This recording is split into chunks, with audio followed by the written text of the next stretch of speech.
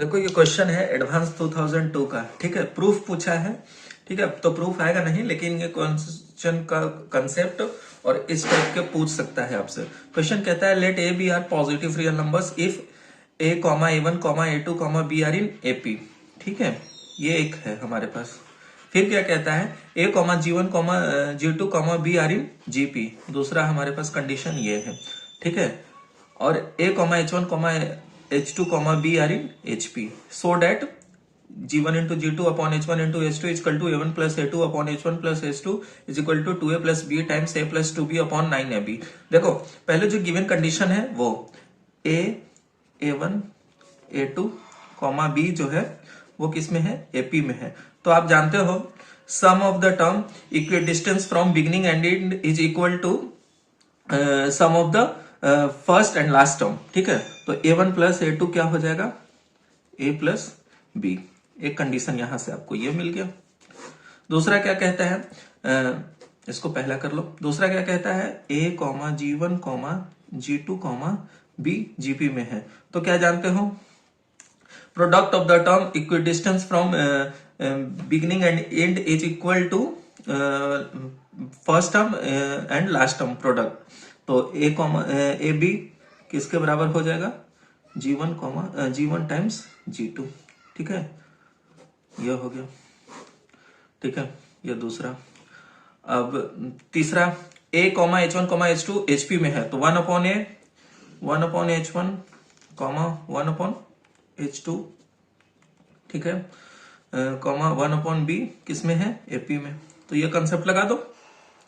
Some of the term equi distance from beginning and end is equal to first and the last term, ठीक है,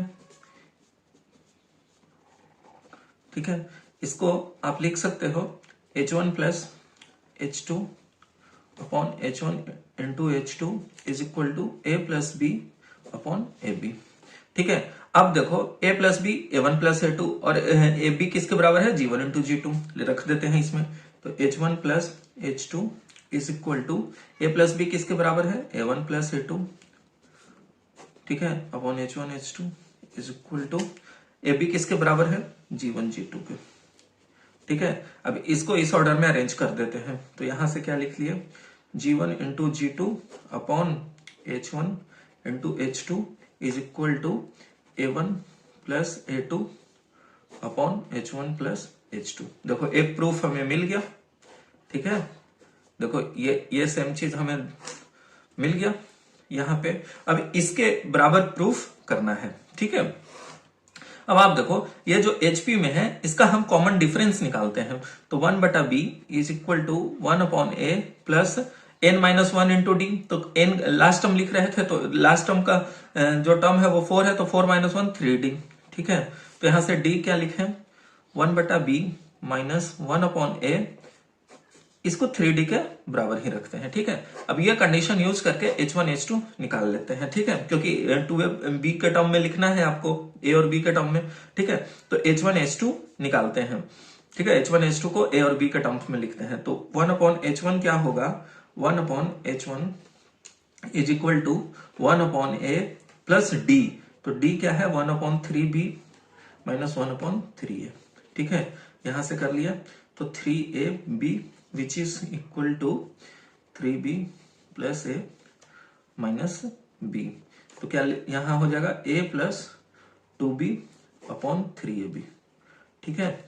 यह मिल गया आपको 1 upon H1। 1 upon H2 लिखें तो क्या लिखेंगे, 1 upon A plus n minus 1 मतलब 3 माइनस 1 2D।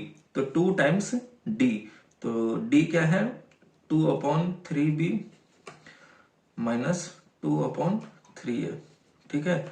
इसको अगर लिखें तो 3AB लिखेंगे, तो क्या लिखेंगे,